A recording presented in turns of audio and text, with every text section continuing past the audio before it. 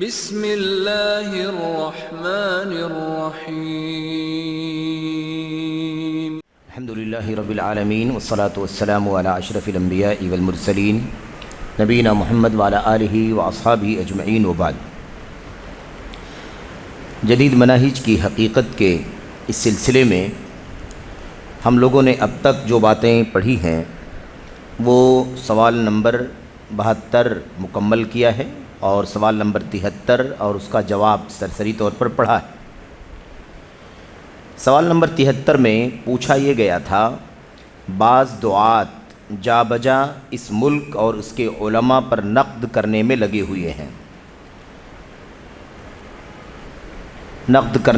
ہوئے ہیں کہ یہ خوشامد کرنے والے اور درباری علماء ہیں، انہیں واقع کی سمجھ نہیں ہے، ساتھ ہی بعض ممالک کی تعریف کرتے ہیں جو تطبیق شریعت کا دعویٰ کرتے ہیں، حالانکہ وہ بڑی بڑی مخالفتوں کو جو ان سے سرزد ہوتی ہیں نظر انداز کر دیتے ہیں۔ اسی طرح سے بعض دعات اہل بدعت اور منہج سلف کے مخالفین کی بھی تعریف کرتے ہیں۔ ان لوگوں کے بارے میں آپ کی کیا رائے ہے؟ آپ انہیں کیا جواب دیں گے؟ یہ سوال تھا اور اس کا جواب بھی ہم لوگوں نے الحمدللہ پڑھا ہے۔ شیخ صالح فوزان حافظہ اللہ نے جو اس کا جواب دیا تھا اس میں یہی تھا کہ میں سب کو بھلائی کی نصیحت کرتا ہوں۔ اللہ تبارک و تعالیٰ نے ہمارے اس ملک پر بہت ساری رحمت فرمائی ہے اور دنیا کے اچھے معاشروں میں سب سے اچھا معاشرہ ہے۔ ہمارا معاشرہ دنیا کا سب سے اچھا معاشرہ ہے۔ میں یہ نہیں کہتا کہ اس معاشرے میں کوئی گناہ نہیں ہے یا کوئی معصیت نہیں ہے، کوئی منکر نہیں ہے، کوئی مخالفت نہیں، میں یہ نہیں کہتا۔ ضرور کمیاں کوتاہیاں ضرور ہیں، لیکن پھر بھی دنیا کے اندر سب سے اچھا معاشرہ الحمدللہ ہمارا معاشرہ ہے، کیونکہ ہمارے ملک کے حکمران بھی اور ہمارے ملک کی عوام بھی الحمدللہ، ایسے ہمارے علماء بھی الحمدللہ جو بھی ہیں وہ صحیح عقیدے کے ہیں، صحیح منہج کے ہیں، کوئی اشتراکی یا باسی نظریہ ان کا نہیں ہے یا کوئی بھی اسلام مخالف فکر ان کی نہیں ہے۔ وہ خالص قرآن سنت اور ایسی سلف کی راہ پر چلتے ہیں اور یہی ان کا مشن ہے اور یہی ملک کا آئین اور نظام ہے۔ الحمدللہ ہمارے حکمران شرک، کفر، بدعت، نفاق وغیرہ کے قائل نہیں ہیں۔ ایسے ہی ہمارے علماء ہمیشہ لوگوں کی خیر خواہی کے لیے ساری کوشش کرتے رہتے ہیں۔ ہمارے ملک میں اسلامی نظام نافذ ہے، اسلامی حدود نافذ ہیں، جو بھی جرائم ہوتے ہیں ان جرائم پر اسلام کے احکام کے مطابق سزائیں دی جاتی ہیں، اور ایسے ہی ہر جگہ عدالتیں قائم ہیں جہاں اسلام کے نظام کے مطابق فیصلے کیے جاتے ہیں۔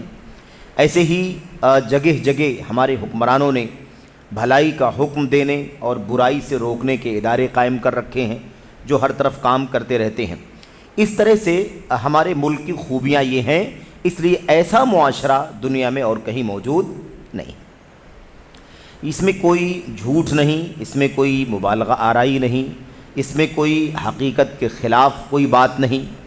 جو بھی آدمی چاہے اس کا مشاہدہ اپنی آنکھوں سے کر سکتا ہے کہ روئے زمین پر واحد معاشرہ ایسا ہے جس کی یہ خوبیاں ہیں۔ اس میں کوئی شک نہیں کہ اسی وجہ سے سعودی عرب جیسا معاشرہ کمیوں کے باوجود، کوتاہیوں کے باوجود الحمدللہ ویسا معاشرہ اور دنیا کے کسی بھی خطے میں موجود نہیں ہے۔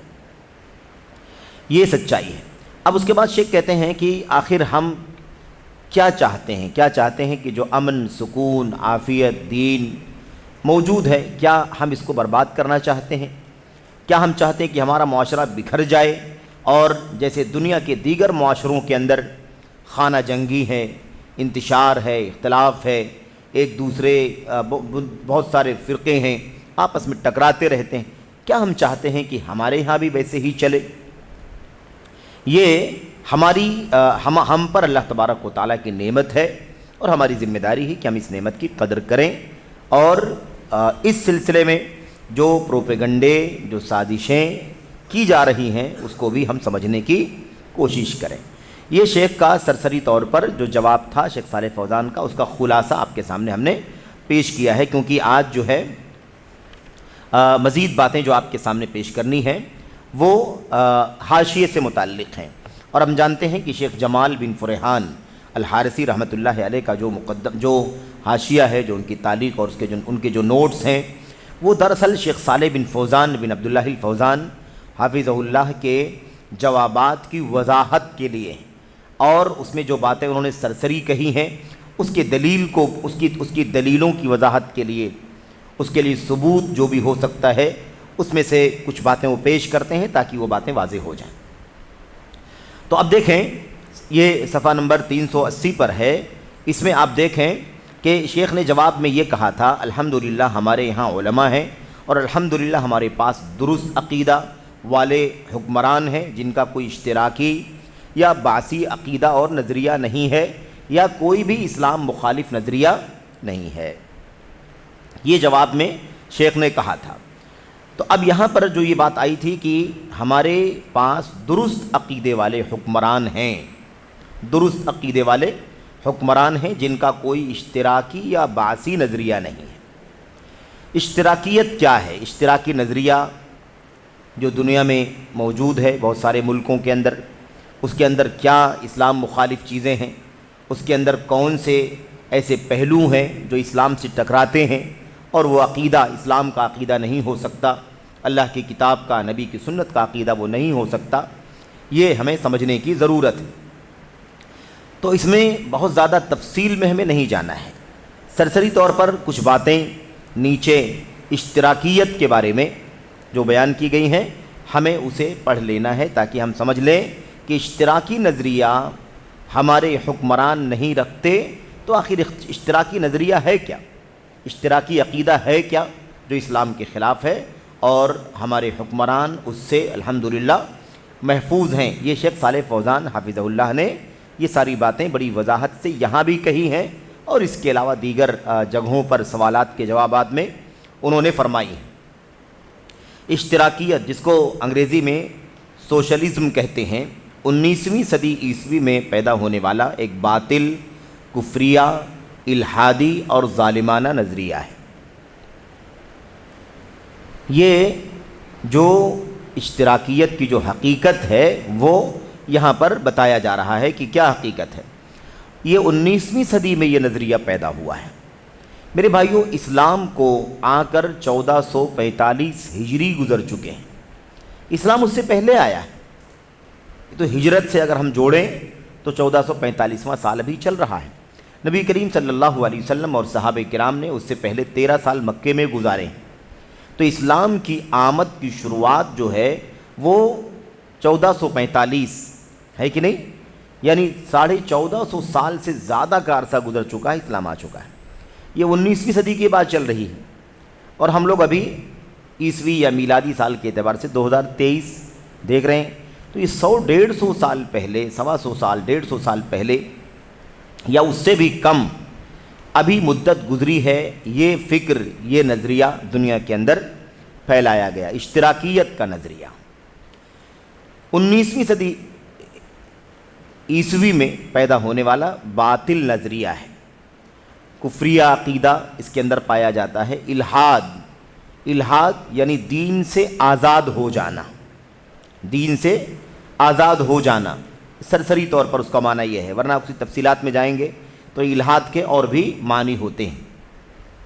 اور ظالمانہ نظریہ، تو اب دیکھیے سارا باطل ہے، کفر ہے، الحاد ہے، ظلم ہے، 4 بڑی بڑی کمیاں اس کے اندر موجود ہیں۔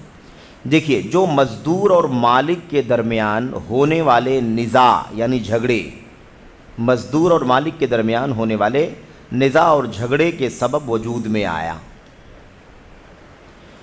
اسلام نے مالک اور اس کے ملازم، مزدور کے درمیان تال میل، ایک دوسرے کے حقوق، ذمہ داریوں کے سلسلے میں جو تعلیم دی ہے، اس کی مثال دنیا کے کسی بھی نظام میں آپ کو نہیں مل سکتی، کسی بھی دھرم میں آپ کو اس کی مثال نہیں مل سکتی۔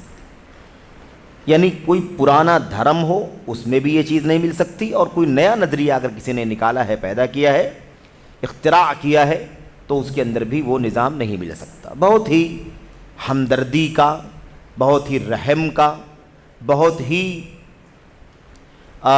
انسانی بنیادوں پر اللہ تبارک و تعالیٰ نے مالک اور ایسے ہی مزدور کے درمیان کا تعلق رکھا ہے۔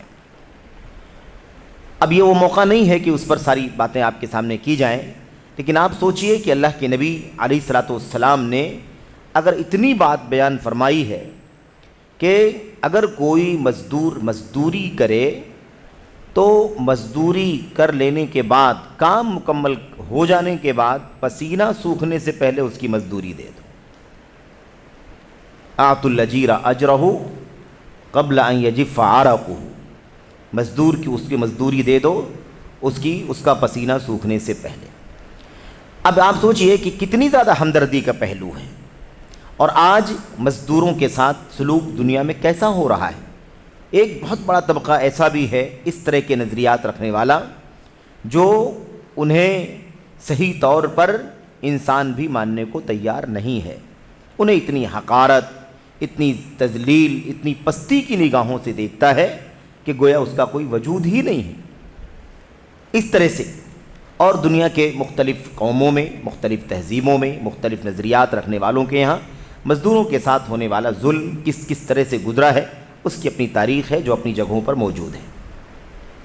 یہاں پر آپ دیکھیے کہ یہ جو نظریہ پیدا ہوا ہے مزدور اور مالک کے درمیان جھگڑے کے نتیجے میں پیدا ہوا ہے۔ مالکان مزدوروں پر زیادتی کرتے ہوئے انہیں کم تنخواہیں دے کر مال کا حد درجہ استحصال کرتے تھے۔ کیا ضرورت تھی اشتراکی نظریے کی؟ اسلام کی چھاؤں میں آ جاتے، سارے مسئلے حل ہو جاتے، اسلامی تعلیمات کو گلے لگا لیتے، مالک کا بھی حق ایک ذرہ نہیں جاتا اور مزدور کا بھی حق ایک ذرہ ضائع نہیں ہوتا۔ لیکن یہی ہے، ظلم ہوا، اور اس سے بڑا ظلم یہ ہوا کہ اسلام کو چھوڑ کر ایک نیا نظریہ ایجاد کر لیا گیا جو بذات خود ظلم پر مبنی۔ یہ انجام ہوتا ہے اسلامی تعلیمات سے دوری اختیار کرنے کا، اسلامی تعلیمات کو گلے نہ لگانے کا انجام یہی ہوتا ہے۔ کوئی بھی حل دنیا میں انسانیت کا اسلام کے سوا نہیں ہے۔ بس سچائی سے، انصاف سے، عدل سے غور کرنے کی ضرورت ہے، اسلام کو دیکھنے کی ضرورت ہے، مسلمانوں کی کمیاں، ان کی خامیاں، ان کے انحرافات، ان کی دینی بیزاری یقیناً اسلام کے رخ کو داغدار کرتی ہے، اس پر دھبا لگاتی ہے، اور یہ اسلام کے ساتھ ایک طرح کا ظلم ہی ہے کہ اس کے نام لیوا صحیح معنوں میں اسلام کے پیروکار نہیں ہوں۔ ورنہ اسلام جو سچا اسلام ہے یقیناً وہ اگر زندگی میں، انسانی زندگی میں نافذ ہو جائے تو سارے مسئلے ختم ہو جائیں گے۔ تو مالکان مزدوروں پر زیادتی کرتے تھے، انہیں کم تنخواہیں دے کر مال کا حد درجہ استحصال کرتی تھی۔ ساتھ ہی آلات اور وسائل کی فراہمی نے رہی سہی کسر بھی پوری کر دی۔ یہ تو ہر آدمی دیکھ سکتا ہے کہ جس کسی پروجیکٹ میں 2000 مزدور کام کر کے اسے مکمل کرتے رہے ہوں اور ان کی روزی روٹی کا انتظام اس کے ذریعے سے ہوتا رہا ہو، آج مشینیں، 1 سے 2 مشینیں اگر وہاں لگا دی جائیں تو کئی ہزار لوگ بے روزگار ہو جائیں گے، اور وہ کام جو مہینوں میں مکمل ہوا کرتا تھا وہ گھنٹوں میں مکمل ہو جائے۔ تو یہ بھی اس کا ایک دخل ہے، لیکن اس کا حل اسلام کے اندر موجود ہے۔ یہ ساری چیزیں بھی اللہ تبارک و تعالیٰ کی طرف سے ہیں، یہ آلات اور وسائل کی فراہمی بھی اللہ تبارک و تعالیٰ کی ربوبیت کا نتیجہ ہے، اللہ تعالیٰ کی عظمت اور قدرت کا شاہکار ہے۔ اور اس طرح کے حالات میں بھی ان مزدوروں کی مزدوری کیسے چلے گی، ان کی زندگی یا ان کے گزر بسر کا انتظام کیسے ہوگا، ان تمام حالات کے باوجود بھی اسلام نے اس کا حل پیش کیا ہے۔ یہ سمجھنے کی ضرورت ہے۔ تو آپ دیکھیے، کہتے ہیں کہ بائیں طور کی مزید بے روزگاری پھیل گئی۔ اس مشکل کو حل کرنے کا نام نہاد دعویٰ کرنے والے مختلف افکار وجود میں آئے۔ اس مشکل کو حل کرنے والے مختلف افکار و نظریات وجود میں آئے۔ انہی میں ایک فکر اور نظریہ اشتراکیت کا ہے۔ اشتراکیت کا ایک نظریہ ہے۔ اسلامی تعلیمات سارے مسائل کا حل ہیں، اسلامی تعلیمات سارے مسائل کا، آنے والی قیامت تک آنے والی ساری مشکلات کا حل ہیں، لیکن اگر اس سے ہٹ کر کے حل تلاش کیا جائے تو وہ حل بظاہر حل ہوتا ہے لیکن صحیح معنوں میں وہ حل نہیں بلکہ اپنے آپ میں مشکل بنتا ہے، اور یہی معاملہ اشتراکیت کے ساتھ بھی پیش آیا۔ اشتراکیت کو بطور حل نکالا گیا لیکن وہ حل نہیں بن سکا بلکہ خود اپنے آپ میں پھر مشکل بن گیا ظلم کا۔ دیکھیں کیا کہا، اب اس نظریے کا خلاصہ کیا ہے، جس کا معنی ہے انفرادی ملکیت کا خاتمہ۔ انفرادی ملکیت کا خاتمہ یعنی انفرادی طور پر ایک شخص اکیلا کسی چیز کا مالک نہیں رہے گا۔ اشتراک میں کیا معنی ہے، اشتراک کا مطلب مشترک نہ، وہی یعنی سب شریک رہنے والا نظریہ۔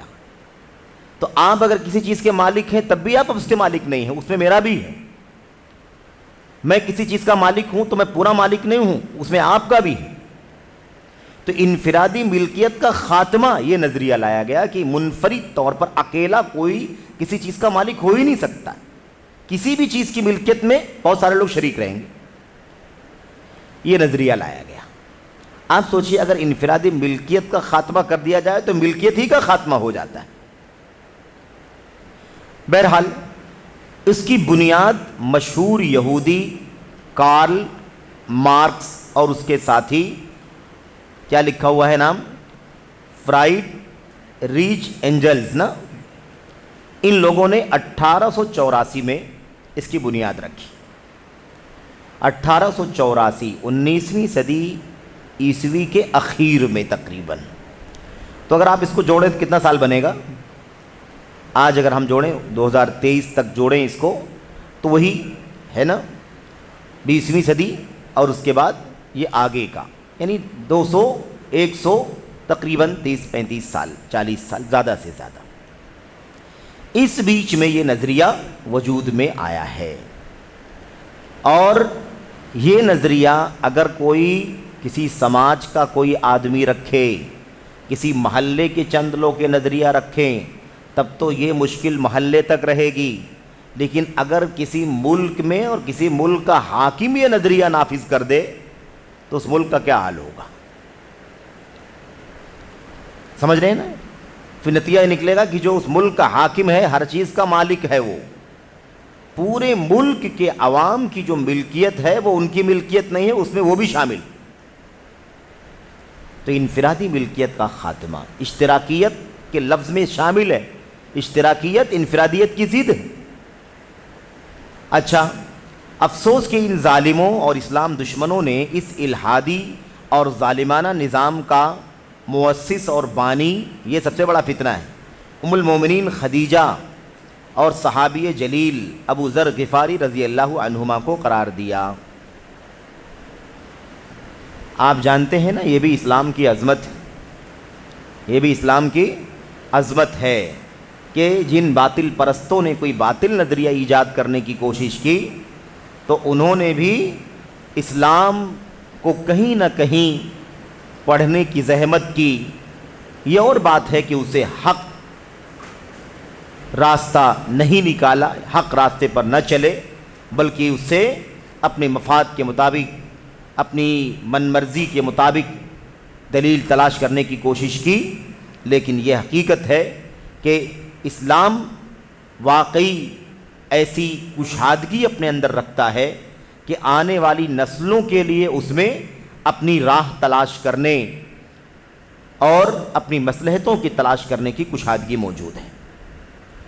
ام المومنین خدیجہ رضی اللہ تعالیٰ عنہ کو اور حضرت ابو ذر غفاری رضی اللہ تعالیٰ عنہ کو اس کا میرے بھائیوں یہاں سے استدلال کرنا شروع کر دیا۔ میں بالکل سرسری اشارہ کروں گا آپ کے سامنے کہ اس کے پیچھے راز کیا ہے۔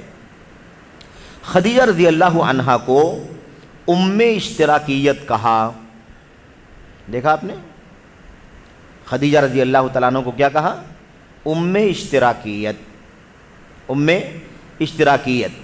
اور مصری صدر جمال عبد الناصر جس کی وفات 1970 میں ہوئی، انہوں نے اپنے ایک خطاب میں پوری بے حیائی کے ساتھ نبی کریم صلی اللہ علیہ وسلم کو امام الاشتراکیین قرار دیا۔ میرے بھائیوں، یہ اصل میں اسلام کو بدنام کرنے کی کوشش جو دنیا میں مختلف اوقات میں ہوتی رہی ہے، مختلف لوگوں کی طرف سے ہوتی رہی ہے، اور اس راہ میں سب سے جو آگے ہیں وہ یہودی ہیں۔ یہود نصارہ ہمیشہ سے اسلام کے مسلمانوں کے دشمن رہے۔ یہاں آپ دیکھیں ایک نظریہ قائم کیا تو اس کی بنیاد کہاں سے جوڑ دیا؟ نبی کریم صلی اللہ علیہ وسلم سے، آپ کی زوجہ حضرت خدیجہ سے، ام المومنین خدیجہ رضی اللہ تعالیٰ عنہ سے، اور ایسے ہی حضرت ابو ذر غفاری رضی اللہ تعالیٰ عنہ سے۔ آپ سوچیں کہ جو نظریہ ان لوگوں نے بنایا ہوگا اس نظریے کا اسلام سے کیا تعلق ہے؟ حضرت خدیجہ کا نام لیا گیا۔ اولاً خدیجہ رضی اللہ تعالیٰ عنہ نے جو سیرت میں ان کے کاروبار کا تذکرہ ملتا ہے، اس کاروبار کے اندر جو اشتراک والی بات بتائی گئی ہے وہ ہرگز اس اشتراک سے کوئی تعلق نہیں رکھتی ہے۔ اس میں یہ تھا کہ وہ اپنا مال، ساز و سامان کسی شخص کو دیتی تھیں کہ اسے لے جائے اور دنیا کے بازاروں میں بیچیں۔ شام خاص طور پر اس وقت منڈی تھی، ملک شام لے جا کر کے سامانوں کو بیچیں اور بیچنے کے بعد وہاں سے جو پروفٹ اور فائدہ ملے اسے واپس لے کر کے آئے، اور یہ جانے آنے کی جو مزدوری ہوتی تھی، جو محنتانہ اس کا ہوتا تھا، وہ اس کو دے دیا کرتی تھی۔ اس اشتراکیت کے اندر آپ کی اشتراکیت کا کیا تعلق ہے؟ جب مزدور کو اس کی مزدوری دے دی گئی تو وہ اس کا مالک بن گیا کہ نہیں مالک بن گیا؟ جس کا سامان ہے وہ اس کا مالک، جس کام کی مزدوری پر رکھا گیا اس مزدوری کے لیے شخص تیار ہو گیا، مزدوری کر کے واپس آیا، جو مزدوری طے تھی وہ مزدوری اس کو دے دی گئی۔ مالک اپنے مال کا مالک ہے، مزدور اپنے مال کا مالک۔ اشتراکیت کا کیا تعلق ہے اس کے اندر؟ کوئی تعلق ہے اشتراکیت؟ ان کا کہنا یہ ہے کہ انفرادی ملکیت ہوتی ہی نہیں۔ اب جو مالک کا مال ہے اس کے اندر غلام بھی شریک، یعنی مزدور بھی شریک، اور مزدور کا جو مال ہے، مزدوری جو اس کو مل چکی، اس میں مالک بھی شریک۔ ایسا تو کوئی معاملہ اسلام کے اندر نہیں۔ تو جس چیز کا مالک بن گیا وہ اس کا منفرد طور پر، انفرادی طور پر مالک بااختیار ہے، وہ جس طرح سے چاہے تصرف کرے، جس طرح سے چاہے اس کا استعمال کرے، کوئی رکاوٹ اس پر نہیں لگائی جا سکتی۔ جو اسلام کا نظام ہے وہ ستھرا نظام۔ اچھا، اس کے بعد حضرت ابو ذر رضی اللہ تعالیٰ عنہ کا نام لے لیا گیا ہے۔ حضرت ابو ذر رضی اللہ تعالیٰ عنہ کا نام یہاں کیوں لیا گیا میں آپ کو بتاؤں۔ اس کے پیچھے حضرت ابو ذر رضی اللہ تعالیٰ عنہ کا اپنا ایک اجتہاد تھا۔ والذین ينفقون والذین یکنزون الذهب والفضة ولا ينفقونها فی سبیل اللہ، اس آیت کریمہ میں اللہ تبارک و تعالیٰ نے فرمایا جو لوگ سونے چاندی کو جمع کر کے رکھتے ہیں اور اس کو اللہ تعالیٰ کی راہ میں خرچ نہیں کرتے ہیں، انہیں جہنم کی دردناک عذاب کی خوشخبری سنا دو۔ پھر اس کے آگے یوم یحمى علیہا فی نار جہنم۔ اس آیت کریمہ کی تفسیر میں حضرت ابو ذر رضی اللہ تعالیٰ عنہ کا سوچنا یہ تھا، ان کا اپنا خیال یہ تھا، ان کا اپنا اجتہاد یہ تھا کہ اللہ فرماتا ہے جو لوگ سونے چاندی کو اکٹھا کر کے رکھتے ہیں اور اسے اللہ کی راہ میں خرچ نہیں کرتے ہیں، انہیں دردناک عذاب کی یا جہنم کی خوشخبری سنا دو۔ ٹھیک ہے، وہ یہ سمجھتے تھے کہ انسان اپنی زندگی کی ضروریات کے لیے جتنا اس کو چاہیے اتنا وہ خرچ کرے۔ کھانے کے لیے پیسہ چاہیے، کپڑے کے لیے چاہیے، گھر کے لیے چاہیے، سفر، جو اخراجات ہیں انسانی زندگی کے، ان اخراجات کو استعمال کرنے کے بعد جو مال باقی بچتا ہے سب اللہ کی راہ میں خرچ کر دیا جانا چاہیے۔ اس آیت کریمہ کا جو ظاہری ہے، ٹھیک ہے، اس سے وہ یہ سمجھتے تھے اور یہ ان کا موقف تھا۔ ایسا نہیں ہے کہ دیگر صحابہ کرام نے ان کی موافقت کی، ان کا اپنا اجتہاد تھا، اور اجتہاد، مجتہد کا اجتہاد کبھی درست ہوتا ہے، کبھی نادرست بھی ہو سکتا ہے۔ حضرت ابو ذر رضی اللہ تعالیٰ عنہ چونکہ بہت زاہد صحابی تھے، بے انتہا زہد، دنیا سے بے رغبتی، مال کی، دولت کی کوئی ہوس نہیں، کوئی لالچ نہیں، انسانی زندگی میں جتنی ضرورت ہے، جتنا کھا لیا پہن لیا وہی ان کا اپنا ہے، بقیہ سب اللہ کی راہ میں خرچ کر دو۔ جائیداد بنانا، پراپرٹی بنانا، یہ کرنا وہ کرنا ہے نا، ان تمام چیزوں کے وہ قائل نہیں تھے۔ ان کا اپنا ایک نظریہ تھا، اور یہ اجتہادی نظریہ تھا، اس پر صحابہ کرام نے ان کی تائید نہیں کی۔ اس چیز کو لے کر کے وہ یہ ثابت کرنا چاہتے ہیں یہ کہ دیکھو ابو ذر کیا کہنا چاہتے ہیں، ابو ذر کہنا چاہتے ہیں کہ میری ضرورت بھر کا میرا کام ہو گیا تو بقیہ جو مال میرا ہے وہ میرا نہیں ہے، اس میں سب شریک ہیں، سب میں تقسیم ہونا چاہیے۔ یہاں سے اشتراکیت کا نظریہ نکالا، جبکہ اشتراکیت کا نظریہ نہیں ہے، یہ اللہ کی راہ میں فقراء مساکین اور غرباء میں خرچ کرنے کا نظریہ ہے۔ زمین آسمان کا فرق ہے دونوں کے اندر، وہ الگ چیز ہے اور یہ الگ چیز ہے۔ اچھا، اسی بنیاد پر آپ دیکھیے کہ جمال عبد الناصر نے 1970 میں جس کی وفات ہوئی، مصر کے جو صدر رہ چکا، اس شخص نے ایک پروگرام میں، ایک خطاب میں پوری بے حیائی کے ساتھ کیا کہہ دیا کہ اللہ کے نبی محمد صلی اللہ علیہ وسلم یہ امام الاشتراکیین ہیں، اشتراکی نظریہ رکھنے والوں کے پیشوا ہیں۔ استغفر اللہ۔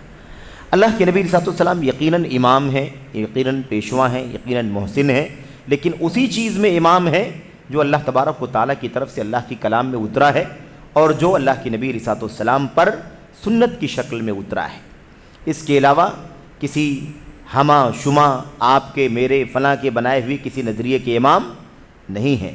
رسول کریم صلی اللہ علیہ وسلم نے جو تعلیم دی ہے غلاموں کو یعنی مزدوروں کو اور ایسے ہی مالکان کو، اسے اگر زندگی میں نافذ کر لیا جاتا تو یہ نیا نظریہ اشتراکیت کا اسے وجود میں لانے کی کوئی ضرورت نہیں پڑتی۔ اس نظریے کا خلاصہ کیا ہے؟ اس کے اندر کیا عقیدے کا فساد اور ظلم اور زیادتی کا جو پہلو پایا جاتا ہے، اس کے حوالے سے چند باتیں یہاں پر ذکر کی ہوئی ہیں۔ نمبر 1، اس نظریے کا خلاصہ، پہلی چیز الحاد اور خالق سبحانہ و تعالیٰ کا انکار۔ نبی کریم صلی اللہ علیہ وسلم کو امام الاشتراکین کہنے والے ظالم بھلا بتائیں کہ کیا اللہ کے نبی علیہ السلام اللہ تبارک و تعالیٰ کو نہیں مانتے تھے؟ اللہ کے نبی پیغمبر اللہ کے نبی علیہ السلام سے زیادہ اللہ تبارک و تعالیٰ کا خوف، خشیت، توحید، ایمان بھلا دنیا میں کون ویسا پیدا ہو سکتا ہے؟ تو یہ ان کا نظریہ ہے۔ اللہ تبارک و الحاد یعنی بے دینی، کوئی پیدا کرنے والا نہیں ہے دنیا کا، اس دنیا کا کوئی خالق نہیں، اس دنیا کا کوئی چلانے والا نہیں۔ دنیا کہاں سے آ گئی؟ خود سے وجود میں آ گئی۔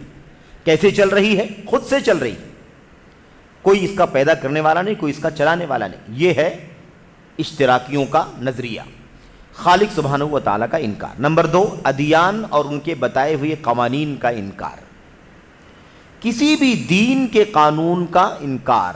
دین کوئی دین ہے ہی نہیں، کسی بھی دین کی جو شریعت ہوتی ہے، قوانین جو ہوتے ہیں نا، حلال حرام جائز ناجائز، ایسا کچھ بھی نہیں۔ اچھا، نمبر 3، تمام انسانی طبقات میں طبقاتی ٹکراؤ اور باہمی کشیدگی کی آگ بھڑکانا۔ اسلام نے اس آگ کو بجھایا ہے جو جاہلیت میں جل رہی تھی، طبقاتی نظام کی بنیاد پر، اونچ نیچ کی بنیاد پر۔ میرے بھائیوں، جو ظلم زیادتی روا رکھی جاتی تھی جاہلیت میں، اس کا خاتمہ کیا ہے اسلام کے اندر۔ بنیاد، معیار، بلندی کا اور عظمت کا تقوی اور اللہ تبارک و تعالیٰ کا خوف ہے۔ کوئی ادنا ہو یا اعلیٰ ہو، اس کا معیار تقوی ہے، اللہ تبارک و تعالیٰ پر سچا ایمان اور عمل صالح۔ تو یہ لوگ کیا کرتے ہیں؟ انسانی طبقات میں طبقاتی ٹکراؤ پیدا کرتی ہے، یہ نیچ ہے، یہ اونچ ہے، یہ بڑا ہے، یہ چھوٹا ہے، اس طرح سے طبقات کا۔ یہ کروڑ پتی ہے، یہ لکھ پتی ہے، یہ غریب ہے، اس کے پاس ایک ٹائم کا کھانا ہے، اس کے پاس اتنا بیلنس ہے، اس کے پاس اتنی کشادگی ہے۔ تو اس طرح سے طبقات بنا کر کے ٹکراؤ پیدا کرتے تھے اور آپس میں کشیدگی یعنی آپس میں نفرت ہے نا، آپس میں الجھاؤ کو بڑھانا اور اس کی آگ بھڑکانے کی کوشش کرتے تھے۔ نمبر 4، انفرادی ملکیت کا بالکلیہ خاتمہ کرنا اور اس کی جگہ حکومت کی ملکیت لانا۔ سمجھ گئے کہ نہیں سمجھ گئے؟ کوئی مالک نہیں ہے، تنہا کوئی کسی چیز کا مالک نہیں ہے، اصل ملکیت حکومت کی ہے۔ آپ کو جب چاہے حکومت بے دخل کر دے۔ کتنا ظالمانہ نظام ہے، آدمی کے خون پسینے کی کوئی قیمت ہے اس نظام کے اندر؟ آپ کچھ بھی کریں، عمر بھر آپ کرتے رہیں، لیکن آپ اس کے مالک نہیں ہیں۔ مالک اس کا کون ہے؟ حکومت۔ انفرادی ملکیت کا بالکل یا خاتمہ یہ ہے۔ نمبر 5، معاشرے کی بنیادوں کو کھوکھلا کرنے کے لیے خاندانی نظام کو تباہ کر کے اس کی جگہ اباحیت اور آبرو باختگی لانا۔ اسلام اتنا پاکیزہ صاف ستھرا مذہب ہے، الحمدللہ نکاح جیسا مقدس رشتہ اسلام نے قائم کیا، نسلیں سیف ہیں، کون کس کا باپ ہے، کون کس کی ماں ہے، کون کس کا بچہ ہے، کون کس کی بچی ہے، کون کس کی بیوی ہے، کون کس کا شوہر ہے، ایک دم ستھرا نظام ہے، کہیں نسب کے اندر خلط ملط کا میرے بھائیوں راستہ اسلام نے چھوڑا ہی نہیں، کوئی بے حیائی نہیں، کوئی زناکاری نہیں، کوئی بدکاری نہیں، کوئی کسی طرح کا کوئی دروازہ ایسا نہیں ہے جسے اسلام نے بند نہ کر دیا ہو۔ یہ اس نظام کو پورے طور پر توڑ کر کے اباحیت یعنی سب کچھ حلال ہے، جو جیسے زندگی گزارنا چاہے گزارے، زناکاری، بدکاری، فحاشی، بے پردگی، انارکی، جیسا چاہے، جو جیسا چاہے۔ حیوانوں کا معاشرہ رہے گا، جانوروں کا معاشرہ رہے گا، انسانی معاشرہ ایسا نہیں رہے گا۔ اس کے بعد نمبر 6، انفرادی آزادیوں کا خاتمہ کرنا۔ ہر آدمی آزاد ہے، جو اس کا دل چاہے کھائے، جو اس کا دل چاہے پہنے، جو اس کا دل چاہے جہاں چاہے وہ رہے۔ آزادی ہے کہ نہیں آزادی؟ ٹھیک ہے، دین پابندی لگائے، کیا حلال ہے حرام وہ الگ چیز ہے، آپ کو کیا حق پہنچتا ہے کہ آپ آزاد نہیں، پابندی لگائے ہمارے اوپر؟ تو انفرادی جو آزادی ہوتی ہے اس کا خاتمہ کرنا۔ نمبر 7، قومیت پرستانہ نظام کی پابندی کرنا۔ قومیت پرست سمجھ رہے ہیں نا، قومیت پرست، میں ہندوستانی ہوں، وہ فلاں ہے، وہ فلاں ہے، وہ فلاں ہے نا، یہ جو نظریہ بنا ہوا ہے، اس کی اگر درجہ بندی کی جائے تو پھر انسانیت کی جو بنیادیں ہیں وہ سب کیا ہو جائیں گی؟ ختم ہو جائیں گی۔ رنگ، نسل، قوم الگ ہونا ایک الگ چیز ہے، لیکن سب کیا ہیں؟ سب بحیثیت انسان ایک درجے کے ہیں۔ اس کے بعد نمبر 8، سامان کی قیمت کی کمی بیشی محنت و مشقت کی بنیاد پر کرنا۔ سامان کی قیمت کی کمی بیشی، سامان کی قیمت کی کمی بیشی محنت و مشقت کی بنیاد پر کرنا، یہ ان کا نظریہ ہے۔ یہ نظریہ کہاں تک صحیح ہے، کہاں تک صحیح نہیں ہے، اس کی تفصیلات میں جانے سے، اس کی باریکیوں میں جانے سے ہمارے سامنے کھل کر کے اس کی حقیقت آ جائے گی۔ ہمارے سامنے اس کی تفصیلات نہیں ہے کہ وہ سامان کی قیمت کو مزدوری کے ساتھ طے کرنے میں کیا کیا بنیادیں ان کے یہاں پائی جاتی ہیں، وہ ہمارے سامنے آئے تو بات واضح ہو سکتی ہے۔ لیکن مطلق طور پر یہ کہنا کہ سامان کی قیمت کا تعلق مزدوری سے ہے، تو مزدوری تو ایک اضافی چیز ہے جو بعد میں آتی ہے، اس سے پہلے اصل سامان کی قیمت طے ہوتی ہے۔ تو اصل سامان کی قیمت ہی نہ ہو، مزدوری کی بنیاد پر قیمت طے کی جائے، یہ ایک ہمارے سامنے ایک ٹیبل ہے، اس کے جو مشمولات ہیں، جو اس کے اجزاء ہیں، اس کی اپنی قیمت ہے کہ نہیں قیمت؟ اس کی قیمت کا اعتبار ختم کر دیا جائے، مزدوروں نے مزدوری محنت جو کی ہے اس کے اعتبار سے اس کی قیمت طے ہوگی۔ تو ایسا بھی ہو سکتا ہے کہ اس کی قیمت 90% مزدوری کی بنیاد پر طے کر لی جائے اور اس کے اصل مال کی قیمت کو 10% بھی نہ رکھا جائے۔ ظلم ہے کہ نہیں ظلم ہے اس کے اندر؟ یہ بہت بنیادی مسئلہ ہے۔ یہ عقیدہ اور یہ نظریہ اس اشتراکی نظریے کا ایک حصہ ہے۔ اس کے بعد 9واں جو نقطہ ہے، مزدوری سے زائد مال، مزدوری سے زائد مال جو مالک لیتا ہے اس کا حقدار مزدور کو قرار دینا۔ عجیب و غریب ہے کہ نہیں ہے؟ یہ حیرت انگیز بھی ہے اور کہیں عملی طور پر اس کو نافذ کرنا بھی بہت مشکل کام ہے۔ مزدوری سے زائد یعنی مزدوری دے دی گئی نا، مزدوری دے دی، اب مزدوری دینے کے بعد جو مال باقی بچا ہے، جو مالک کے پاس رہتا ہے، اس کا مالک بھی مالک نہیں ہے، اس کا مالک بھی مزدور ہے۔ تو آپ دیکھیے کہ عجیب و غریب اس کے اندر خلط ملط بھی ہے، کہیں افراط ہے اور کہیں تفریط ہے، کہیں مزدور کا پہلو پورے طور پر غالب ہے تو کہیں مالک کا پہلو پورے طور پر غالب۔ اس سے پہلے حکومت کی بات آئی کہ کوئی بھی انفرادی طور پر اپنے مال کا مالک نہیں ہے، اصل مالک کون ہے؟ حاکم۔ اچھا، اس کے بعد 10واں جو نقطہ ہے وہ کیا ہے؟ مالداروں کے پاس مال جمع ہونے کی صورت میں مزدوروں کی حمایت کرنا۔ مالداروں کے پاس مال جمع ہونے کی صورت میں مزدوروں کی حمایت کرنا، یعنی اگر مالداروں کے پاس مال جمع ہو جاتا ہے تو اب اس پر ڈاکے ڈالنے کی کوشش کرنا اور کہنا کہ اب وہ مال پلٹ کر کے کہاں آنا چاہیے؟ مزدوروں کے پاس آنا چاہیے۔ یہ سرسری طور پر چند باتیں ہیں جو اشتراکی نظریے سے متعلق ہیں، جو آپ کے سامنے باتیں بیان کی گئی ہیں۔ آئیے اس کے بعد آگے اگلے صفحے پر یہ ہمارے اس میں جامعہ اسلامیہ مدینہ طیبہ میں بہت ہی معروف استاد ہیں، ڈاکٹر غالب العواجی کے نام سے جانے جاتے ہیں۔ ان کی بہت ساری کتابیں ہیں اور بہت پختہ علماء میں سے ہیں۔ ان کی کتاب سے ساری معلومات آپ کے سامنے یہاں پر نوٹ کی گئی۔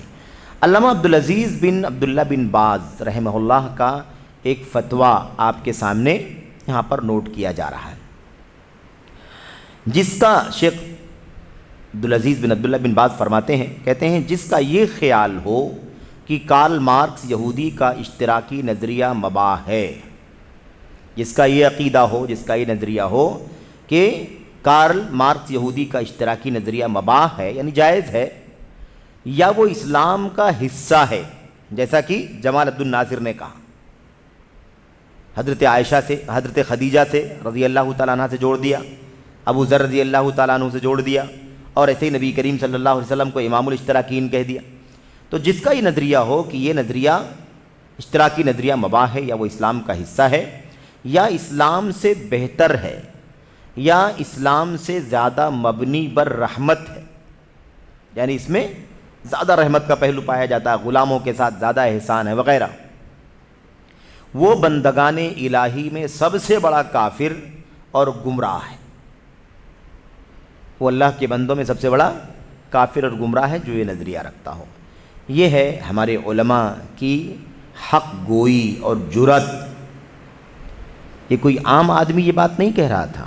علامہ عبدالعزیز بن عبداللہ بن باز جیسی عالمی شخصیت، جن کے تعلقات عالمی سطح پر دنیا کے ممالک کے حکمرانوں سے تھے، اور وہ ان کے ساتھ حسب ضرورت خط و کتابت بھی کیا کرتے تھے، انہیں تنبیہ بھی کرتے تھے، نصیحت بھی کرتے تھے، انہیں پیغام دعوت اور ہدایت بھی بھیجا کرتے تھے، یہ ان کا مقام تھا۔ انہوں نے جرأت کے ساتھ کہا جس کا یہ نظریہ ہے کہ یہ نظریہ درست ہے، مباح ہے، یا اسلام کا حصہ ہے، یا اسلام سے بہتر ہے، یا اسلام سے زیادہ اس کے اندر ہمدردی کا پہلو پایا جاتا ہے، ایسا شخص اللہ کے بندوں میں بدترین قسم کا یا سب سے بڑا کافر اور گمراہ آدمی ہے۔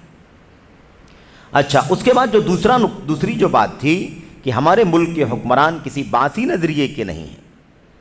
اوپر آپ دیکھیں جواب میں شیخ صالح فوزان نے کیا کہا تھا کہ ہمارے ملک کے حکمران صحیح عقیدے کے ہیں، ان میں سے کوئی اشتراکی نظریے کا نہیں ہے، اور نہ کوئی باسی نظریے کا، اور نہ کوئی اسلام مخالف کسی اور نظریے کا نہیں ہے نا، کوئی نہیں ہے۔ تو اب اس میں دوسرا تھا باسی۔ یہ باس کیا ہے، یہ کون سا فرقہ ہے، اس کے عقائد کیا ہیں، سرسری طور پر اس کا بھی تذکرہ آپ کے سامنے کیا گیا ہے۔ حاشیہ نمبر 1 میں دیکھیں لکھا ہوا ہے، یہ میشیل افلق، یہ نصرانی کرسچن تھا، آرتھوڈکس فرقے کا تعلق رکھنے والا آدمی، اور ایسے ہی دوسرا آدمی ذکی ارسوزی، یہ نصیری عقیدے کا تھا، ملحد بے دین۔ نصیری آپ جانتے ہیں باطنیہ فرقے کی ایک شاخ ہے، اسماعیلیہ، باطنیہ، رافضیہ، روافظ کی فرقوں کی ایک شاخ ہے جس کو نصیری کہا جاتا ہے۔ اور نمبر 3 سوریہ کا سابق وزیر اعظم صلاح البیطار، ان 3 لوگوں نے یہ الہادی پارٹی قائم کی تھی۔ میشیل افلق کرسچن، ذکی ارسوزی نصیری ملحد بے دین نصیری عقیدے کا، اور وزیر اعظم سوریہ کا سابق جس کا نام صلاح البیطار ہے، ان تینوں نے قائم کی تھی الہادی پارٹی حزب الباس۔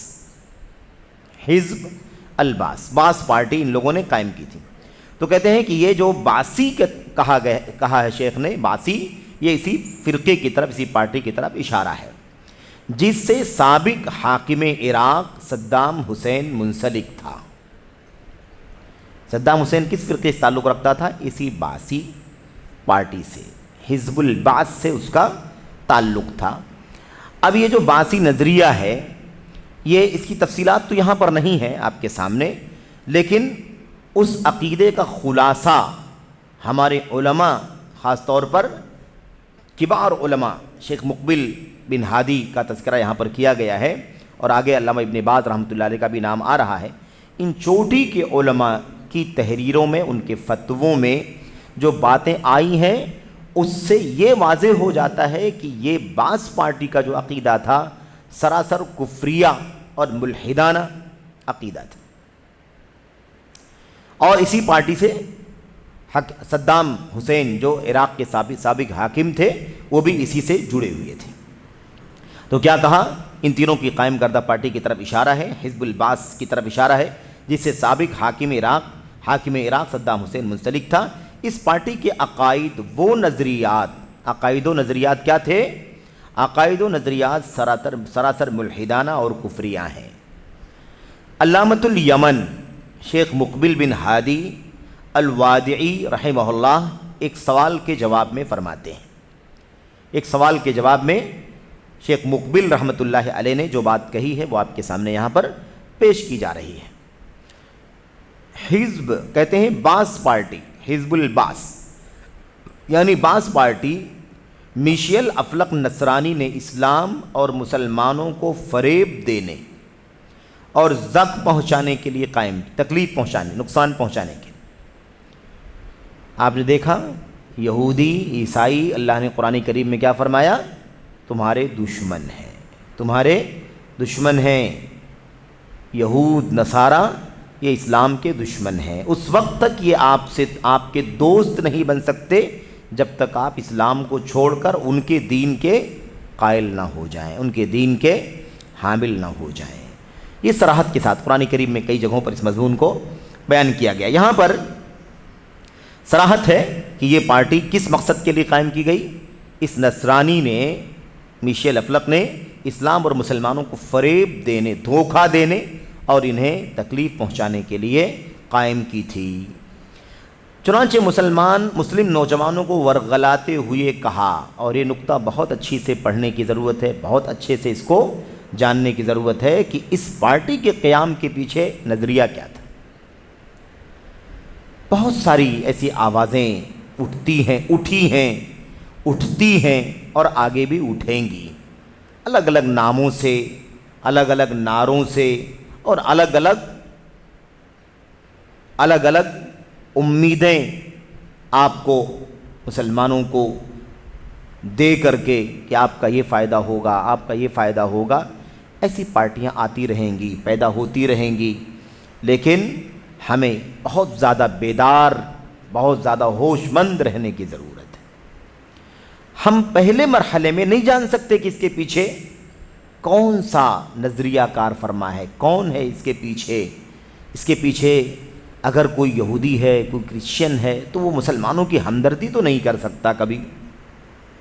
قرآن کا قاعدہ اٹل ہے بالکل، وَلَن تَرْضَ عَنْكَ الْيَهُودُ وَلَا النَّصَارَىٰ حَتَّىٰ تَتَّبِعَ مِلَّتَهُمْ۔ ان کے دین کی پیروی کرنے سے پہلے وہ کبھی بھی آپ سے خوش نہیں ہو سکتی۔ اللہ تبارک و تعالیٰ نے کہا ہے، تو کہیں بھی آپ کو اگر ہمدردی دکھائی دے تو آپ اچھی طرح سے سمجھ لیں کہ اس میں ہمدردی نہیں ہے، اس کے پیچھے کوئی نہ کوئی مقصد ہے، اور مقصد وہی ہے کہ وہ ہمیں اپنے دین سے کیسے برگشتہ کر دیں، ہمیں اپنی ملت سے کیسے ہٹا دیں۔ یہ بنیادی نظریہ ہے۔ دنیا میں سب سے زیادہ وحدت الادیان کا شور مچانے والا مذہب کون سا ہے؟ عیسائیت سب سے زیادہ شور مچاتا ہے۔ سارے ادیان کے فاصلے ختم کرو، سارے مذاہب کے فاصلے ختم کرو، آپس میں دوستی ہونی، آپس میں محبت ہونی چاہیے، قربت ہونی چاہیے۔ کہیں بھی اکٹھا ہونے کی نوبت آتی ہے تو وہ کہتا ہے میں مسلمان ہوں، مجھے نہیں چلے گا، وہ کہتا ہے میں یہودی ہوں، مجھے نہیں چلے گا، وہ کہتا ہے میرا یہ عقیدہ ہے، مجھے نہیں چلے گا۔ یہ فاصلے ختم کرو۔ کب تک یہ حوالے دو گے کہ میں یہ ہوں، میں سارے ادیان کا فاصلہ ختم کرو۔ قریب کرنے کی کوشش، قریب کرنا دراصل اپنے دین سے بے دخل ہو جانے کی بات ہے۔ اچھا، بہرحال کیا کہا تھا؟ مسلم نوجوانوں کو ورغلاتے ہوئے میشیل افلق نصرانی نے کہا تھا، کیا کہا تھا؟ ذرا روس اور کمیونسٹوں کو دیکھو، روس کو اور کمیونسٹوں کو دیکھو، وہ عرب ممالک کو نیست و نابود کر دینے کے در پہ ہیں۔ مسلمانوں ذرا ہوش میں آؤ۔ کیا کہا اس نے؟ مسلمانوں ذرا غور کر لو، یہ روس کو دیکھو، یہ اس وقت کی بات ہے جب روس کی جمہوریتیں نہیں بنی تھیں، اب تو بعد میں ٹکڑے ہو گئے اس کے، پہلے جب وہ ایک تھا۔ دیکھو کہ روس اور کمیونسٹوں کو دیکھو کہ وہ عرب ممالک کو نیست و نابود کرنے کے در پہ ہیں، یعنی اس کے لیے بالکل ٹوٹے ہوئے ہیں، کیسے نیست و نابود کر دیں، مٹا دیں عربوں کو۔ اس لیے ہم عربوں کو جمع کرنا چاہتے ہیں۔ ہم کیا کرنا چاہتے ہیں؟ عربوں کو متحد کرنا چاہتے ہیں۔ لہٰذا ہمیں، دیکھیے غور سے، لہٰذا ہمیں کسی کے دین اور عقیدے سے کوئی لینا دینا نہیں ہے، ہمیں کسی کے دین اور عقیدے سے کوئی سروکار نہیں ہے، خواہ مسلمان ہو یا نصرانی ہو، سب اکٹھا ہو جائیں، مسلمان ہو یا عیسائی ہو، سب کیا ہو جائیں؟ اکٹھا ہو جائیں۔ بس مقصد یہ ہے کہ اپنے دشمنوں کا مقابلہ کرنے کے لیے ایک بڑی قوت بن جائیں۔ آج بہت سارے مسلمان اپنی نادانی سے یہ نعرہ بہت لگاتے ہیں، آپس میں کیوں اختلاف، کیوں اس کے عقیدے، کیوں اس کے شرک، کیوں اس کے بدعات پر باتیں کرتے ہو، کمزور ہو جاؤ گے۔ ارے ہم سب کو جیسے تیسے مل کر کے اپنے دشمن کے مقابلے میں کھڑا ہونا ہے۔ سب سے بڑا دشمن شرک ہے، سب سے بڑا دشمن کفر ہے، سب سے بڑا دشمن بدعت ہے، سب سے بڑا دشمن بدعقیدگی ہے، سب سے بڑا دشمن قبر پرستی ہے۔ یہ دشمن تو ہم اپنے باہوں میں لیے گھوم رہے ہیں، اپنے دل کے اندر لیے گھوم رہے ہیں، اپنے عقیدے میں لیے گھوم رہے ہیں۔ اس دشمن سے بڑا دشمن کوئی نہیں ہے، اور اس دشمن کے رہتے ہوئے کبھی کامیابی نہ دنیا میں نہ آخرت میں حاصل نہیں کر سکتے۔ لیکن ہم کو یہ ورغلا کر کے سمجھایا جا رہا ہے کہ بھئی عربوں کو مٹانے کی کوشش کر رہے ہیں روس والے اور سارے کمیونسٹ مل کر کے، ہمیں عربوں کا سپورٹ کرنے کے لیے ایک ہو جانے کی ضرورت ہے۔ نہ مسلم نہ عیسائی، یہ تفریق ختم کرو، سب اکٹھا ہو جاؤ دشمن کے مقابلے۔ آج کتنے لوگ ہم کو بھی کہتے ہیں نا، کہتے ہیں آپ لوگ ہمیشہ لوگوں کے عقیدے پر نقد کرتے ہیں، اس کا شرک ہے، اس کے ہاں بدعت ہے، اس کے ہاں انحراف ہے، اس کے ہاں الحاد ہے، اس کے ہاں بے دینی ہے، ان کے ہاں قبر پرستی ہے، اس کے ہاں مزارات۔ آپ لوگ ہمیشہ یہ سب باتیں آپس میں کرتے رہتے ہو، ارے اس سے ہم کمزور ہو جائیں گے، ایسے ہی رہنے دو، سب مل کر کے کام کرو۔ میرے بھائیوں، زندگی میں کبھی بھی کامیابی کا منہ مسلمان نہیں دیکھ سکتے جب تک کہ وہ اپنے عقیدوں کی اصلاح نہ کر لیں۔ شرک کے ساتھ کسی بھی صورت میں، بدعقیدگی کے ساتھ کسی بھی صورت میں اللہ تبارک و تعالیٰ کی نصرت ممکن نہیں، ذلت مقدر ہے شرک اور بدعقیدگی کے ساتھ۔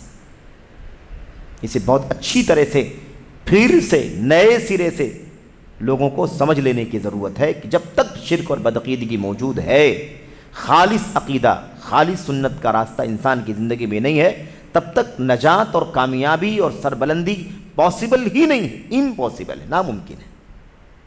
لیکن یہ بہت خوبصورت نعرہ ہے اجتماعیت کا، اکٹھا ہو جانے والا نعرہ۔ ایسے اکٹھا ہونے کو بھیڑ کہتے ہیں، اس کو اتحاد و اجتماعیت نہیں کہتے۔ تو بہت صراحت کے ساتھ، اچھا تو کیا کہا؟ لہٰذا ہمیں کسی کے دین اور عقیدے سے کوئی سروکار نہیں، یعنی کوئی تعلق، ہمیں کوئی لینا دینا، اس سے کوئی بحث نہیں، خواہ مسلمان ہو یا نصرانی، سب اکٹھا ہو جائیں۔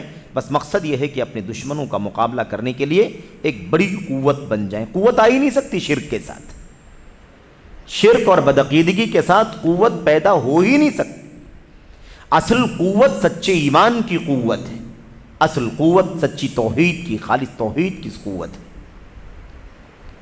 انسانی تاریخ، اسلامی تاریخ کا مطالعہ کر کے دیکھو، قوت بھیڑ بھاڑ کا نام نہیں ہے، قوت اصل میں ایمانی قوت کا نام ہے۔ جب بھیڑ بھاڑ یا بڑی تعداد پر مسلمانوں کا نظریہ، بعض مسلمانوں کا نظریہ جب ٹک گیا کہ آج ہماری تعداد بہت زیادہ ہے، اب تک کبھی نہیں ہارے، تو آج تو تعداد بھی زیادہ ہے، آج کیسے ہار جائیں گے، اسی میں ہار گئے۔ مسلمانوں کی ہار کب ہوئی؟ جب انہوں نے تعداد اور بھیڑ بھاڑ کو اپنے غلبے اور فتح و نصرت کا معیار بنا لیا۔ یاد ہے نا؟ غزوہ حنین میں چند لوگوں نے کیا کہہ دیا؟ لن نغلب اليوم من قلہ، آج تو ہم تعداد کی کمی کی وجہ سے نہیں مغلوب ہو سکتے۔ تعداد بہت ہے ہماری، آج کیسے مغلوب ہوں گے؟ 313 میں تو ہم نے 1000 کا مقابلہ کیا ہے کہ نہیں؟ 1000 نے تو 3000 کا مقابلہ کیا وغیرہ، بہت ساری تاریخ ہے، ہمیں اس میں ابھی نہیں جانا ہے۔ تو حنین میں تو آج تو تعداد بہت زیادہ ہے، اسی میں کیا ہوا؟ اسی میں اللہ تبارک و تعالیٰ نے سبق سکھا دیا، وَيَوْمَ حُنَيْنٍ اِذْ أَعْجَبَتْكُمْ كَثْرَتُكُمْ، حنین والے دن کو یاد کرو جب تمہیں تمہاری بڑی تعداد نے تمہیں عجب میں، بڑکپن میں ڈال دیا۔ آج تو بڑی تعداد ہے بھائی، آج کا فکر کرنا ہے، تو یہ معاملہ بڑا خطرناک ہے۔ اصل مسئلہ بھیڑ بھاڑ کا نہیں ہے، تعداد کا ہے ہی نہیں۔ 300، وہ 313 تھے تو لرزتا تھا زمانہ، تو معاملہ 313 کا ہی ہے، تعداد کوئی معنی نہیں رکھتی ہے۔ ایمان تعداد نہیں تھی، لیکن ایمان دلوں کی گہرائیوں میں پیوست تھا، توحید سے سینہ معمور تھا، شرک کے ذرے ذرے کو انہوں نے پورے طور پر بائیکاٹ کر دیا تھا۔ وہ اس کے لیے ہر طرح کی قربانی دینے کے لیے تیار تھے جو توحید کا خزانہ اور توحید کی دولت اور سرمایہ اللہ تعالیٰ نے انہیں عطا فرمایا تھا۔ اس لیے لن نغلب اليوم من قلہ، آج ہم تعداد کی کمی کی وجہ سے ہاریں گے نہیں، اس چیز نے ہرا دیا انہیں۔ اور یہ مومنوں کے لیے سبق ہے کہ مسلمانوں، تمہاری بھیڑ کی ضرورت نہیں ہے، تمہارے سچے ایمان کی ضرورت ہے۔ یہ اللہ تبارک و تعالیٰ کا ایک اٹل فیصلہ ہے، پوری تاریخ شاہد ہے، اللہ کا کلام شاہد ہے، اللہ کے نبی کی سنت شاہد ہے، اور اسلامی تاریخ کے صفحات پر وہ روشن نمونے موجود ہیں۔ بہرحال یہاں بات سمجھنے کی کیا ہے؟ کیا کہا؟ دشمنوں کا مقابلہ کرنے کے لیے ایک بہت بڑی طاقت بن جائے، نصرانی اپنی نصرانیت پر ہی باقی رہے۔ کون سی طاقت رہے گی؟ دشمن کو آستین میں لے کر کے مقابلے کے لیے نکلو گے؟ آستین کے سانپ کو لے کر کے کیا کوئی فتح پا سکتا ہے؟ لیکن دھوکہ، اور یہ دھوکہ بھی وہی کھاتا ہے جس کے پاس صحیح ایمان نہیں ہوتا، ورنہ سچا مومن ایک بار بس کبھی ہو گیا، دوبارہ نہیں ڈسا جاتا ایک سوراخ سے۔ صاف صاف کہا، بس اتنا کافی ہے، اتنا مقصد ہے کہ اپنے دشمنوں کا مقابلہ کرنے کے لیے ایک بہت بڑی قوت بن جائے۔ نصرانی اپنی نصرانیت پر ہی باقی رہے، کوئی مضائقہ نہیں۔ کرسچن رہو، بس آؤ بھیڑ میں اکٹھے ہو جاؤ۔ پہلے تو یہ نبی صلی اللہ علیہ وسلم کی تعریف کرتا تھا، کون؟ میشیل افلق، جس نے یہ نظریہ، یہ نعرہ لگایا، یہ پہلے نبی کریم صلی اللہ علیہ وسلم کی تعریف کرتا تھا، لیکن بعد میں کہنے لگا کارل مارکس کی اشتراکیت کے بغیر سماج کی اصلاح ممکن نہیں ہے، اور یہ باسیت اسی اشتراکیت اور کمیونزم کی پیداوار ہے۔ باسیت کیا ہے؟ اسی کی پیداوار، انہی دونوں سے نکل کر کے باسیت حزب الباس آئی ہے، یہ پارٹی وہیں سے نکل کر کے آئی ہے، اشتراکیت اور کمیونزم۔ اور اشتراکیت کفر اور کتاب و سنت کے سراسر خلاف ہے۔ اشتراکیت کفر ہے اور قرآن و سنت کے سراسر خلاف ہے، اور پھر انہی کے اقتباسات سے اس کا کفر ثابت کیا ہے۔ کس کے اقتباسات سے؟ یہی میشیل افلق کی جو باتیں ہیں اسی کی اقتباسات سے ثابت کیا ہے کہ یہ سراسر کفری عقیدہ ہے۔ بہرحال یہ کتاب یہاں پر نام موجود ہے، یہاں سے یہ فتویٰ شیخ مقبل بن ہادی الوادعی رحمۃ اللہ علیہ کا لیا گیا ہے۔ اس کے بعد امام ابن باز رحمہ اللہ سے کیا گیا ایک سوال اور اس کا جواب ملاحظہ فرمائیں، یعنی اسی بات کو سمجھنے کے لیے باس پارٹی کے سلسلے میں یہ فتویٰ بھی شیخ بن باز رحمۃ اللہ علیہ کا جو ہے اسے آپ پڑھیں اور اس سے سمجھیں بہت صراحت کے ساتھ۔ اور یہ سچے علماء کی پہچان ہوتی کہ عقیدے اور منہج کے معاملے میں کوئی لاگ لپیٹ یا کوئی اس کے اندر کوئی تردد، کوئی تعامل اور اس کے اندر آگے پیچھے ایسا کوئی معاملہ نہیں ملتا۔ سوال، کیا حاکم عراق پر لعنت کرنا جائز ہے؟ حاکم عراق، اب یہ سوال آج کا نہیں ہے، یہ اس وقت کا ہے جب عراق کا حاکم صدام تھا۔ حاکم عراق یعنی صدام حسین پر لعنت کرنا جائز ہے، کیونکہ بعض لوگوں کا کہنا ہے کہ جب تک کلمہ گو ہے، یعنی جب تک آدمی کلمہ لا الہ الا اللہ پڑھنے والا ہے، ہمیں لعنت کرنے سے توقف کرنا چاہیے، یعنی لعنت سے کرنے سے رکنا چاہیے۔ نیز اسے کافر کہنے والے کے بارے میں سماحت الشیخ کی کیا رائے ہے؟ یعنی جو لوگ صدام حسین کو کافر تک کہتے ہیں، تو اس بارے میں، ایسا کہنے والوں کے بارے میں علامہ ابن باز رحمۃ اللہ علیہ کی کیا رائے ہے؟ یہ سوال تھا۔ اس کے جواب میں شیخ عبدالعزیز بن باز رحمۃ اللہ علیہ نے کیا فرمایا؟ جواب، وہ شخص کافر ہے۔ وہ شخص کون ہے؟ کافر ہے۔ کون؟ صدام حسین حاکم عراق کون ہے؟ کافر ہے، جس کے نام پر ہزاروں بچوں کے نام رکھے گئے۔ آپ کے بر صغیر میں بھی ہزاروں بچوں کے نام رکھے گئے صدام حسین۔ کون جاننے کی کوشش کرے کہ اس کا عقیدہ کیا ہے، اس کا منہج کیا ہے؟ آج کوئی نام پوچھتا ہے نا کہ بھائی بچے کی پیدائش ہوئی ہے، نام کچھ بتائیے، اس کو عبداللہ، عبد الرحمن بتاؤ، ہے نا، اس کو ابوبکر، عمر، عثمان، علی، بچی کا نام فاطمہ، عائشہ، خدیجہ بتاؤ، تو اس کو جچتا نہیں ہے۔ کیا پرانے نام ہے، گھسے پٹے نام، روایتی نام، ارے کچھ نیا نام بتاؤ، کوئی بڑا کارنامہ کرنے والا نام رہے تو بتاؤ، کوئی فلم منسٹری میں کام کرنے والا ہو، کوئی اسٹار ہو، کوئی مذکر ہو، کوئی مؤنث ہو، ہے نا، ایسے لوگ ہوں، نامور کچھ ہو تو نام بتاؤ تو اس کا نام رکھا جائے۔ وہ آپ لوگ گھوم پھر کر کے وہی فاطمہ، عائشہ کی بات کرتے ہیں، جب دیکھو تب آپ لوگ وہی، ہے نا، وہی پرانے نام آپ لوگ بتاتے ہیں۔ تو یہ تھا، اب اس کا کارنامہ اس وقت چل رہا تھا، سارے لوگوں نے اپنے پیدا ہونے والے بچوں کے نام صدام رکھ دیے۔ یہ ہے صدام، جس کا عقیدہ کیا ہے؟ کفریہ عقیدہ ہے، الہادی عقیدہ ہے، باسی عقیدہ ہے، اشتراکیت اور کمیونزم کا ملغوبہ ہے، اس کا نچوڑ اور خلاصہ ہے، وہیں سے نکل کر کے یہ پارٹی اور اس کا عقیدہ، اور اس کا بانی ایک کرسچن ہے جو آرتھوڈکس فرقے کا فرد ہے، میشیل افلق، جس نے قائم کیا تھا، بنیادی آدمی تھا۔ آپ لوگ پڑھ چکے ہیں کہ 2 آدمی اور اس کے ساتھ میں تھے، اور وہ 3 کے تینوں بدعقیدہ تھے۔ لیکن اس فرقے سے جڑنے والا واسی عقیدے کا صدام حسین، اس کو لوگوں نے وقت کا سب سے بڑا دین کا کارنامہ انجام دینے والا اس کو بنا دیا۔ اچھا، کیا کہا؟ جواب، وہ شخص کافر ہے اگرچہ لا الہ الا اللہ کہے اور نماز روزہ بھی کرے۔ کوئی کہے گا کہ بھائی نمازی ہے، روزے دار ہے، تو خارجیوں کے بارے میں تو نبی نے فرمایا ہی تھا کہ وہ روزے دار نمازی رہیں گے۔ خارجیوں کی تو پہچان اللہ کے نبی نے بتلائی تھی کہ وہ بڑے نمازی، روزے دار، قرآن کی تلاوت کرنے والے رہیں گے، تم سے، ہم سے کئی گنا اچھی نماز روزہ کرنے والے ہوں گے۔ اولیاء اللہ ان کو لوگ سمجھیں گے ان کی شکل و صورت کو دیکھ کر کے، لیکن وہ دین سے ایسے نکلے ہوئے ہوں گے جیسے تیز رفتار تیر شکار سے نکل جاتا ہے، پار ہو جاتا ہے۔ تو یہ کون سا نظریہ ہے، یہ کون سا عقیدہ؟ ہم تو پرکھیں گے کسی کو بھی اس کے ایمان اور عقیدے کی بنیادوں پر پرکھیں گے۔ نماز روزے سے کیا ہوتا ہے؟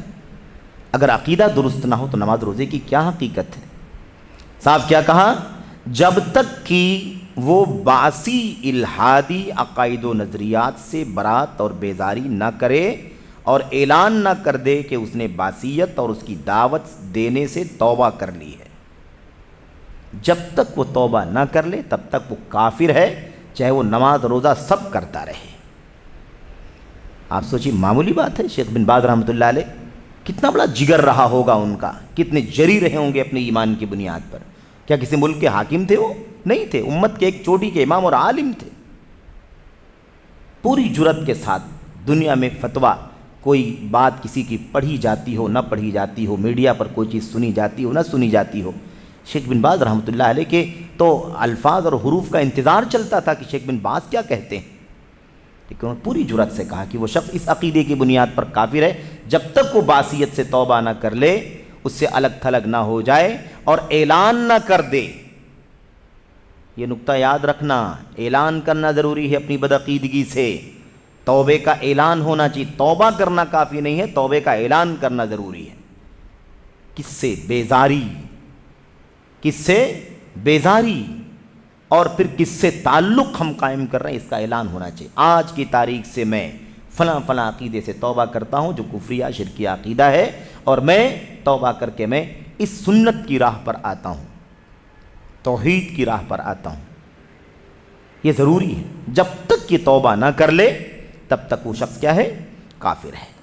تو جب تک وہ اپنی الہادی عقائد و نظریات سے برات اور بیزاری نہ کر لے اور اعلان نہ کر دے کہ اس نے باصیت اور اس کی دعوت دینے سے توبہ کر لی ہے, کیونکہ باصیت کفر اور گمراہی ہے. باصیت کیا ہے؟ کفر اور گمراہی. لہذا جب تک وہ اس بات کا اعلان نہیں کرتا کافر ہے. یہ فتویٰ شیخ بن باز رحمۃ اللہ علیہ کا موجود ہے. ہمیں نہیں معلوم کہ آدمی دنیا سے جانے والا کس عقیدے کے ساتھ گیا, ہم اس کی بات نہیں کرتے, لیکن جو فرقہ, جو عقیدہ, جو نظریہ وہ رکھتا تھا اس کی یہ حقیقت ہے. یہ فتویٰ آپ کو مجموع فتاویٰ شیخ عبدالعزیز بن عبداللہ بن باز رحمۃ اللہ علیہ کا جلد نمبر 6 صفحہ نمبر 121 سے 123 تک, اور جلد نمبر 18 صفحہ نمبر 249 250 پر موجود ہے. تو بہرحال شیخ صالح فوزان حفظہ اللہ نے جواب میں کیا کہا تھا؟ ہمارا ملک الحمدللہ صحیح عقیدے والے حکمرانوں کے تابع ہے. جس ہمارے حکمرانوں میں کوئی اشتراکی نظریہ کا نہیں ہے اور کوئی باسی نظریے کا نہیں ہے. شیخ صالح فوزان نے ان دونوں کا نام لیا تھا کیونکہ دنیا میں عام طور پر اشتراکی نظام اور ایسے ہی صدام حسین جیسا حاکم باسی عقیدے کا, باسی نظریے کا حامل تھا. تو الحمدللہ ہمارے ملک کے حکمران نہ ایسے ان عقیدوں کے حامل ہیں باسی عقیدے کے, اور نہ ہی اشتراکی عقیدے کے, اور نہ اس کے علاوہ کسی اسلام مخالف عقیدے کے اور مذہب کے حامل ہیں. تو ہمیں اپنے ملک کی حکومت پر اور اپنے ایمان و عقیدے پر اور اپنے علماء پر ہمیں اللہ تبارک و تعالیٰ کی حمد اور شکر کرنا چاہیے. یہ شیخ صالح فوزان نے اپنے سوال کے جواب میں کہا تھا. اب یہ 2 باتیں اس میں آئی تھیں, اس لیے یہ باتیں آپ کے سامنے یہاں پر پیش کی گئیں. یہاں پر یہ بات مکمل ہوتی ہے. اللہ سے دعا ہے کہ اللہ تبارک و تعالیٰ ہمیں اور آپ کو ان باطل عقائد و نظریات اور افکار سے اچھی طرح سے واقف ہونے کی اور بصیرت کے ساتھ, علم کے ساتھ ان چیزوں سے اپنے آپ کو بچانے کی توفیق عطا فرمائے. آمین رب العالمین. وصلی اللہ وسلم وبارک علی نبینا محمد وعلی آلہ وصحبہ اجمعین. السلام علیکم ورحمۃ اللہ وبرکاتہ.